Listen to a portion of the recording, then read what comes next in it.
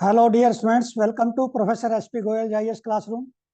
प्यारे विद्यार्थियों, इससे पहले कि मैं दी हिंदू और द इंडियन एक्सप्रेस की न्यूज एनालिसिस और एमसीक्यू आपके सामने लेके आऊं, मैं आपको एक चीज बताना चाहता हूं। आपके पास 1 मई 2023 से और अब तक 2000 से ज्यादा एमसीक्यूज है और 4 स्टेटमेंट के कंप्लीट हैं, जो यूपीएससी के पेपर सेटर जो के माइंड में है उस तरह से उसी पैटर्न पे है। इसका मतलब ये हुआ कि आपके full mock test, full length mock test कितने हो गए? 20 से ज्यादा। और एक मॉक टेस्ट में जो है कोई भी इंस्टीट्यूट बड़े से बड़ा, जिनकी बड़ी बड़ी बिल्डिंग है, कॉर्पोरेट है, वो 30-40 क्वेश्चन डालेगा। और मैं 100 क्वेश्चन के रिलेवेंट ओरिजिनली स्ट्रक्चर्ड मॉर्निंग में करता हूँ 2000 क्वेश्चन। आपको अचंभा होगा जब ये क्वेश्चन पढ़ते हो, कैसा लगता है आपको। और जो आपका फीडबैक आ रहा है, रोजाना बच्चे जो है शाम को ये कहते हैं 1-to-1 क्लास में कि सर अब हम फ्री है। कोई 2 बार प्रीलिमिनरी में फेल हो चुका है, कोई 3 बार हो चुका है। वो कहते हैं जी हमें ये पहले पता होता, हमें पता ही नहीं था अखबार कैसे पढ़ने हैं, किसी ने बताया ही नहीं कैसे क्वेश्चन निकालने हैं। अखबार सबके पास है, 10-11 लाख बच्चा सारे अखबार मंगाते हैं, लेकिन किसी किसी बच्चे को जो बड़ा अलर्ट है, इंटेलिजेंट है, उसको पता है कि इसमें से कैसे निकालने हैं। और जैसे मैं निकालता हूँ वो आएगा एक्सपीरियंस से। उसमें काफी एक्सपीरियंस चाहिए और काफी अलर्टनेस चाहिए, जो मुझे 3-4 घंटे लगते हैं सुबह रोजाना। तो इसलिए मेरी आपसे अनुरोध है, अभी भी आपके पास 75 दिन के करीब है, 70-75 दिन। जैसे ये कोर्स रजिस्टर करोगे आपका सब कुछ मिलेगा। मेरे जो है बार बार बताने की जरूरत नहीं है, एक बार करो, हो सकता है आपकी जिंदगी का 1 साल, 2 साल, 3 साल बच जाए। अब हम चलते हैं सीधा दी हिंदू और इंडियन एक्सप्रेस के न्यूज एनालिसिस और क्वेश्चंस पे। अब ये देखिए, हिंदू में पोक्सो और जे एक्ट में हमेशा कंफ्यूजन रहती है, मुझे तो रहती है। जब मुझे रहती है तो इसका मतलब 90% बच्चों को रहती होगी। मैं इतना पढ़ता हूँ पोक्सो एक्ट और जे एक्ट, फिर भूल जाता हूँ। इसमें सबसे तो इम्पोर्टेंट ये है कि एज क्या है। जे एक्ट में माइनर बच्चा किसको कहेंगे? चाइल्ड। अब इसमें लिखा है clear, section 2 of 12 of the J act defined a child to be a person who has not completed 18 years of age. 18 से नीचे का, 18 नहीं, 18 से नीचे का जे एक्ट में। Whereas child was not defined in POCSO act. J act में तो डिफाइन कर दिया, पोक्सो एक्ट में डिफाइन नहीं है। दूसरा, पोक्सो एक्ट में जो अमेंडमेंट है वो आपने जरूर करने हैं। उसमें जो है जेंडर न्यूट्रल कब बनाया था, ये कौन से अमेंडमेंट में जेंडर न्यूट्रल बनाया है। फिर इसमें जो है मृत्यु दंड कर दिया है, फांसी की सजा कर दी है। ये आपको दोनों एक्ट में पिछले कई साल से क्वेश्चन है, इस बार एक्सपेक्टेड है मेरे हिसाब से। अब ये वर्ल्ड वेस्टेज रिपोर्ट देखिए, food wastage index report, exact नाम है इसका, फूड वेस्टेज इंडेक्स रिपोर्ट 2024। ये यूनाइटेड नेशंस एनवायरमेंट प्रोग्राम और रैप, ये 2 इंस्टीट्यूट ने मिलकर दी है। बड़ी इंपॉर्टेंट है क्योंकि ये रिलेटेड है सीधा सस्टेनेबल डेवलपमेंट गोल से, 12.3 से। वो कहते हैं ऑफ करनी है हमने फूड वेस्टेज बाई 2030 तक। जो रिटेल और फूड सर्विसेज की वेस्टेज है ना, वो आधी करनी है। बहुत इंपॉर्टेंट है। इसमें बताया है कितने ट्रिलियन का नुकसान हो रहा है फूड वेस्टेज से, कितने लोगों को, जैसे अफ्रीका और एशियन कंट्री में कितने लोगों को भोजन मिल सकता है यदि फूड वेस्टेज ना करें। Very important for your preliminary GS mains and essay. अब ये बार बार आता है, armed forces special power act, very important. आपको यह पता होना चाहिए किस किस स्टेट में है। जैसे इसमें अरुणाचल प्रदेश और नागालैंड में एक्सटेंड किया है पार्ट्स में, इसका मतलब दूसरे स्टेट्स में भी है। देखना आपने 4-5 स्टेट कौन कौन से है, ये कभी भी आ सकता है, आपको स्टेट दे देंगे छांटने, ठीक है ना। इसमें क्या पावर दी गई है। और एक इसमें खास बात जो मैंने निकाले, देखिए ये सारे पढ़ेंगे तो सारे इंस्टीट्यूट वाले यूट्यूब पे लेके आएंगे इसको, आर्म्ड फोर्सेस स्पेशल। लेकिन ये जो लाइन है मैं बताता हूँ आपको, both the state and union governments can issue notifications regarding armed forces special power act. दोनों कर सकते हैं, लेकिन ये जो की है ना एक्सटेंशन, ये होम मिनिस्ट्री ने की है, मिनिस्टर ऑफ होम अफेयर्स ने। और इसमें क्या पावर दी है कि सेंट्रल आर्म पुलिस फोर्सेज और आर्म फोर्सेज डिस्टर्ब्ड एरिया जो घोषित कर दिया, ये लगा दिया जिसमें वहां पे किसी को भी मार सकते हैं ये, और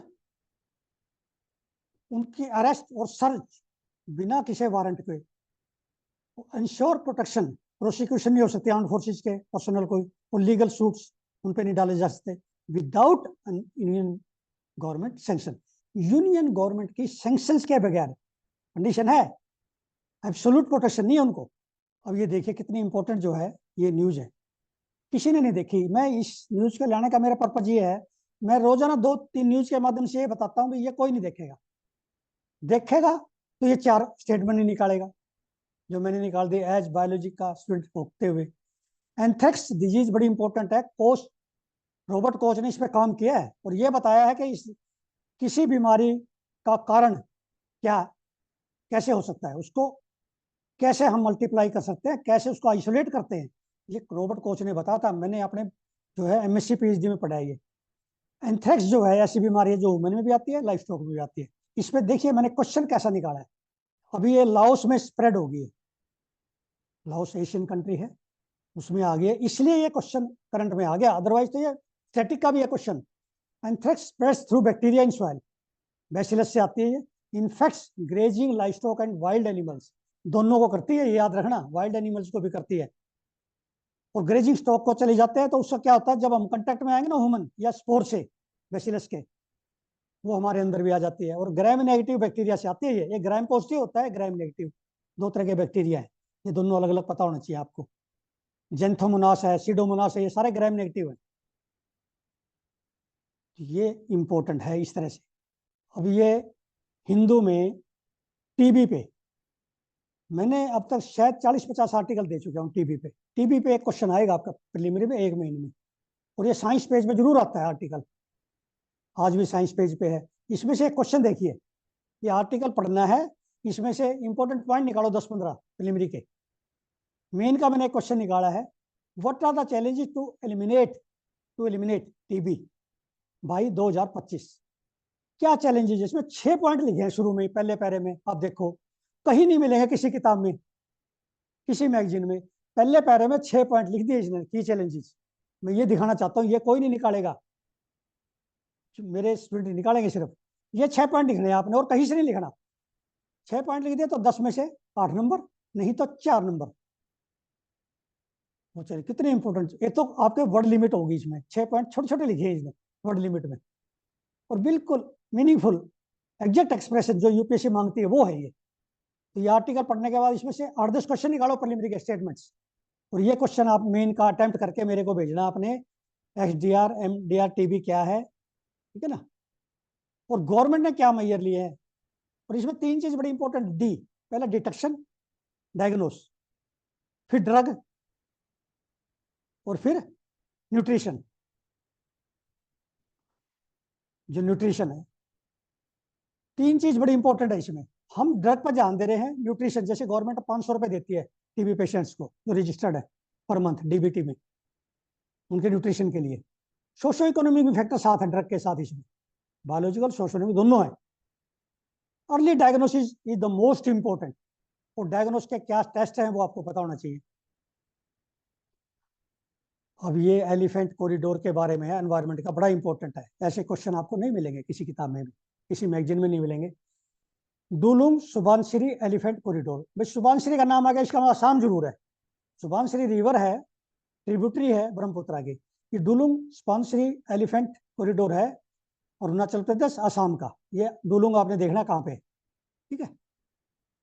ये कॉरिडोर जो है lower Subansiri hydro electric project के पास है, और इन्होंने जो ना एलिफेंट कॉरिडोर घोषित करना है, दोनों स्टेट ने अपने अपने स्टेट में अलग अलग, उसके लिए national board for wild life जो एपेक्स बॉडी है, और इसका आपने देखना चेयरमैन कौन होता है, देखना है आपने।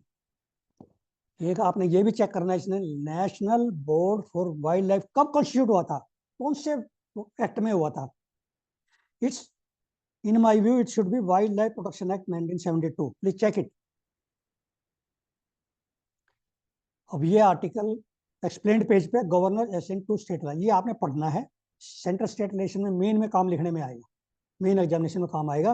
और इसमें आर्टिकल 2 दिए हैं, 200 और 201, इस पर मैं काफी डिस्कस कर चुका हूँ, क्या पावर है बिल रोकने की, रिजर्व करने की, प्रेसिडेंट को भेजने की, गवर्नर के पास। और किस किस स्टेट में क्या प्रॉब्लम, सुप्रीम कोर्ट की क्या ऑब्जर्वेशन है against withholding of assent to bills. ये क्वेश्चन आपका मेन में 10 या 15 नंबर का 100% आएगा फेडरलिज्म पे। इसके नोट्स बना लो, इसमें से बहुत अच्छे जो है पॉइंट्स नोट कर लो, पूरे नंबर आएंगे। अब ये इलेक्शन का दौर है, ठीक है ना। अब 2 महीने इलेक्शन चलेंगे, इलेक्शन की वो होगी। इसमें आपने क्या करना है, you should be very selfish. Political चीजों पर ध्यान ना देके कौन कहां से खड़ा हो रहा है हमें कोई मतलब नहीं। हमारा एग्जाम है 16 जून को। हमें तो वो चाहिए रिप्रेजेंटेशन ऑफ पीपल्स एक्ट 1951 के जो रूल हैं इसमें आते रहेंगे। अब इसमें यह है कि कितना कैश एक आदमी के पास होना चाहिए। इन्होंने क्या है 69,000 रुपए के करीब पकड़े हैं किसी के पास तमिलनाडु में, वो वीडियो सामने आई है। क्या इलेक्शन कमीशन को पावर है? क्या एक्सपेंडिचर की लिमिट है? जिसने इन्होंने लिमिट बताई है, हमेशा कंफ्यूज करते हैं। मैं अभी तक ये 75 लाख समझ रहा था लोकसभा की कॉन्स्टिट्यूंसी के लिए। जो कैंपेन एक्सपेंडिचर है वो 75 लाख छोटी कॉन्स्टिट्यूंसी में है, डिफाइंड है, और बड़ी कॉन्स्टिट्यूंसी जो है उनमें 95 लाख है। हमेशा हम कंफ्यूज करते हैं 75-95 लाख से। ये एग्जैक्ट देखना है, इससे ज्यादा लिमिट नहीं कर सकते, कंपल्सरी है। इसमें ऑब्जर्वर होते हैं, एक्सपेंडिचर ऑब्जर्वर। तो ये आपको इसमें एग्जैक्ट मिल गया। और उसके बाद कितना कैश जो है, जैसे 50,000 से ज्यादा कैश नहीं होना चाहिए। ड्रग 50,000 की drug, cash, liquor, arms, gift item. Gift item तो जो है आपको 10,000 से ज्यादा नहीं होनी चाहिए, ठीक है ना। ये चीजें आपने पढ़ने की हैं। आपका 90 आरपी एक्ट जो है 1951 का, उसके अंदर जितने अमेंडमेंट हुए हैं उसमें से एक क्वेश्चन आएगा आपका। आरपी में हर साल एक क्वेश्चन आता है। अब ये बड़ा इंपॉर्टेंट है, H5N1। इसको अच्छी तरह से पढ़ के इसमें 8-10 स्टेटमेंट निकालो। मैंने कुछ स्टेटमेंट निकाले हैं, पहले वो देखिए। H5N1 को क्या कहते हैं? Bird avian influenza virus. इस तरह के ये 3-4 हैं। स्वाइन फ्लू, बर्ड फ्लू में डिफरेंस आपको पता होना चाहिए दोनों वायरस से। Has been found in dairy, cattle and goats. ये पोल्ट्री में नहीं, बर्ड में, बल्कि कैटल और गोट्स में भी मिला है। और सबसे ज्यादा है मैराइन एनिमल्स में है। मोस्ट अफेक्टेड कौन है? मैरीन एनिमल्स, सील्स, सी लॉइन। सी लॉइन क्या होता है? डॉल्फिन, मेरे ख्याल में डॉल्फिन होते हैं यूएस में और चिली में। और सबसे जो इंपॉर्टेंट है, जो किसी ने नहीं निकाला, ये इंडिया में स्टेटमेंट है। जैसे पहले भी मैं एक स्टेटमेंट निकाल के लाया था, जो डेंगू का जो मच्छर है वो अंटार्कटिका पर मिला है। इसी तरह H5N1 virus has been found at Antarctica in 2024। इसका मतलब क्या हुआ कि वायरस जो है सरवाइव कर सकता है, वायरस बैक्टीरिया अंटार्कटिका पे, लो टेम्परेचर पे, सब जीरो पे, ठीक है। और मेनली जो है ये पोल्ट्री में आती है। पोल्ट्री में 100% मोर्टिलिटी हो जाती है जब ये आती है। और इसकी क्या करते हैं सभी स्टेट गवर्नमेंट, अपने कानून बनाए हुए हैं कि सारा खत्म कर दो। उस समय यदि बीमारी आ गई तो उसके आसपास के सारे पोल्ट्री फार्म के बर्ड्स को मार दिया जाता है। तो प्यारे बच्चों, मेरी आपसे यही सलाह है, इमीडिएटली कोर्स को रजिस्टर करके अपना मटेरियल को रिवीजन करो। जितना मैं मटेरियल दूंगा वो सारा मटेरियल जो है आपका 1 हफ्ते से 10 दिन में रिवाइज हो सकता है। आपके पास 60 डेज से ज्यादा है। Thank you very much.